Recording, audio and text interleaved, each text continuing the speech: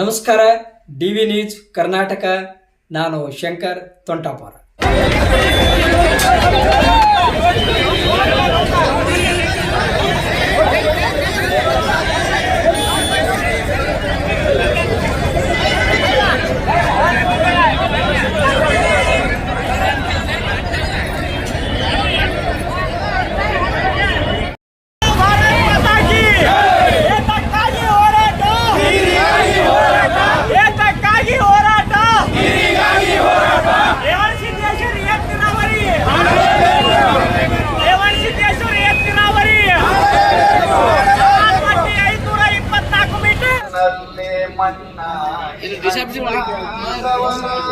ಕಸವನ್ನೇ ಹೊತ್ತು ತಿಂದು ಬೆಳೆದವರ ಮಣ್ಣಲ್ಲೇ ಮಣ್ಣಾಗಿ ಮಣ್ಣಾದವರ ಕಸವನ್ನೇ ಹೊತ್ತು ತಿಂದು ಬೆಳೆದವರ ಬೆವರಿನ ಬೆಲೆಯ ನೀವು ಕಾಣಿರೋ, ಬೆವರಿನ ಬೆಲೆಯ ನೀವು ಕಾಣಿರೋ, ದುಡಿದವರ ಧ್ವನಿಯಾಗಿ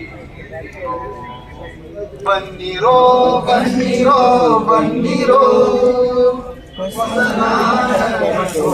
ಬನ್ನಿರೋ, ಈ ನೆಲದ ಋಣವ ತೀರಿಸೋಣ ಬನ್ನಿರೋ, ಈ ನೆಲದ ಋಣವ ತೀರಿಸೋಣ. ಕಣ್ಣಿದ್ದು ಕುರುಡರಾಗಿ ಬದುಕಿದವರ ಕತ್ತಲಲ್ಲಿ ಕಾಣದಂತೆ ಕಮರಿದವರ, ಕಣ್ಣಿದ್ದು ಕುರುಡರಾಗಿ ಬದುಕಿದವರ ಕತ್ತಲಲ್ಲಿ ಕಾಣದಂತೆ ಕಮರಿದವರ ದಾರಿದೀಪವಾಗಿ ನೀವು ನಿಲ್ಲಿರೋ, ದಾರಿದೀಪವಾಗಿ ನೀವು ನಿಲ್ಲಿರೋ, ಹೋರಾಟದ ಹಾದಿ ನೀರೋ.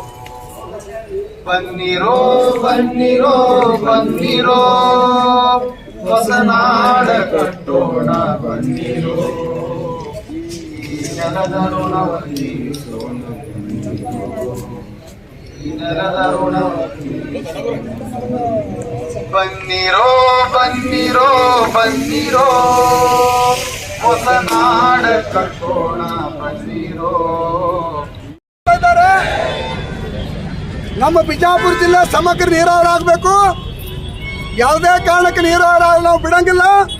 ಈ ಬರೋ ಬಜೆಟ್ನೊಳಗೆ ಸಮಗ್ರ ಬಿಜಾಪುರ ಜಿಲ್ಲೆ ನೀರಾವರಿ ಆಗಲಿಕ್ಕೆ ಏನೇನು ಕೆಲಸ ಮಾಡಬೇಕು ಅದನ್ನೆಲ್ಲ ಟೆಕ್ನಿಕಲ್ ಆಗಿ ಮಾಡಿ ಬಜೆಟ್ನ ರೊಕ್ಕ ತೆಗೆದಿಡಬೇಕು.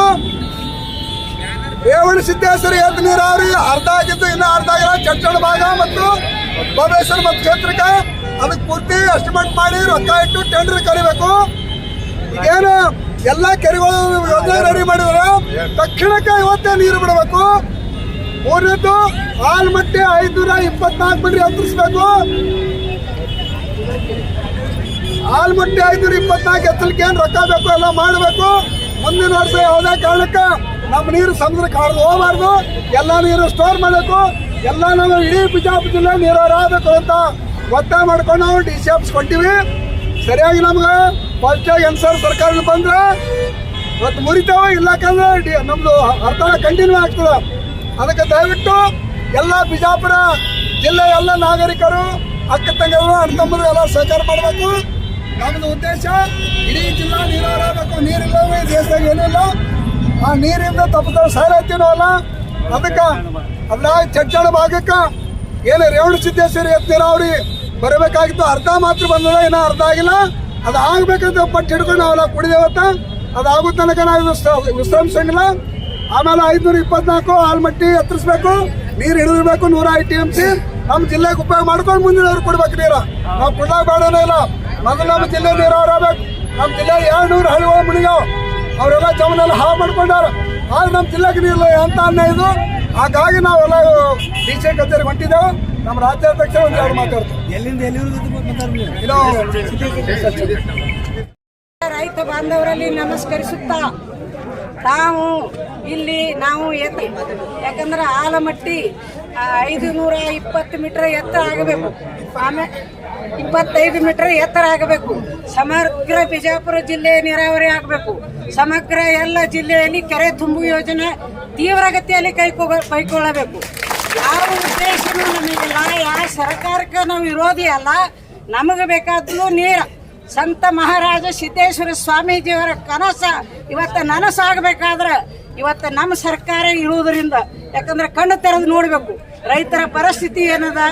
ನಾವು ರೈತರನ್ನ ಎಲ್ಲ ಸಮಗ್ರ ರೈತರಿಗೆ ಯಾವ ಜಾತಿ ಇಲ್ಲ, ಯಾವ ಬಂಧನ ಇಲ್ಲ, ಯಾವ ಪಕ್ಷನೂ ಇಲ್ಲ. ನಮ್ಮದು ರೈತ ಜಾತಿ ಒಂದೇ ನಮ್ಮ ಪಕ್ಷ. ರಾಜ್ಯ ಕಿಸಾನ ಸಂಘಕ್ಕೆ ಜಯವಾಗಲಿ. ಬಿಜಾಪುರ ಜಿಲ್ಲೆಯ ರೈತ ಬಾಂಧವರಿಗೆ ಜಯವಾಗಲಿ. ಈ ಜಯ ಸಿಗುವವರೆಗೆ ನಾವು ನಮ್ಮ ಹೋರಾಟ ನಿಲ್ಲುವುದಿಲ್ಲ. ತಾವು ಅನೇಕ ಏನು ಪುಕ್ಕಟ್ಟು ಏನು ಕೊಡ್ತೀರಿ, ಇದು ನಮಗೆ ಅವಶ್ಯಕತೆ ಇಲ್ಲ. ಅದು ನಾವು ಬೇಕೇ ಆಗಿಲ್ಲ.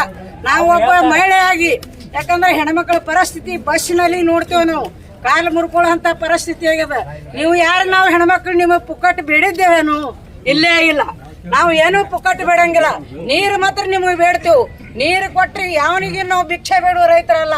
ನಾವು ಅವರಿಗೆಲ್ಲ ಭಿಕ್ಷೆ ಹಾಕುವಂತ ರೈತರು ನಾವು ಬಿಜಾಪುರ ಜಿಲ್ಲೆ ಹೊಸದಲ್ಲ. ಯಾಕಂದ್ರೆ ಅನೇಕ ಧ್ಯಾನಿಗಳಾಗಿ ಹೋಗ್ಯಾರ, ಸಂತರಾಗಿ ಹೋಗ್ಯಾರ, ಮಹಾ ಶರಣರಾಗಿ ಹೋಗ್ಯಾರ, ಮಹಾ ರಾಜಕಾರಣಿಗಳಾಗಿ ಹೋಗ್ಯಾರ. ಎಲ್ಲರನ್ನ ನೋಡಿದೆವು. ಎಲ್ಲರೂ ನೀವು ಬದಿಗೊಟ್ಟು ನಾಳೆ ಬಜೆಟ್ದಲ್ಲಿ 525 ಕಿಲೋಮೀಟರ್ ಇದು ನೀರಾವರಿ ಡ್ಯಾಮ್ ಎತ್ತರಿಸಬೇಕು. ಸಮಗ್ರ ಬಿಜಾಪುರ ಜಿಲ್ಲೆಗೆ ನೀರು ತರಬೇಕು. ಆ ಬಜೆಟ್ ಒತ್ತಾಟಿ ಕಾಯ್ದಿಡಬೇಕು. ಮಾನ್ಯ ಸಿದ್ದರಾಮಯ್ಯಗೆ ಈ ಎಲ್ಲ ಬಿಜಾಪುರ ರೈತ ಮುಖಂಡರ ಪರವಾಗಿ ಮನವಿ ಮಾಡ್ತೀನಿ.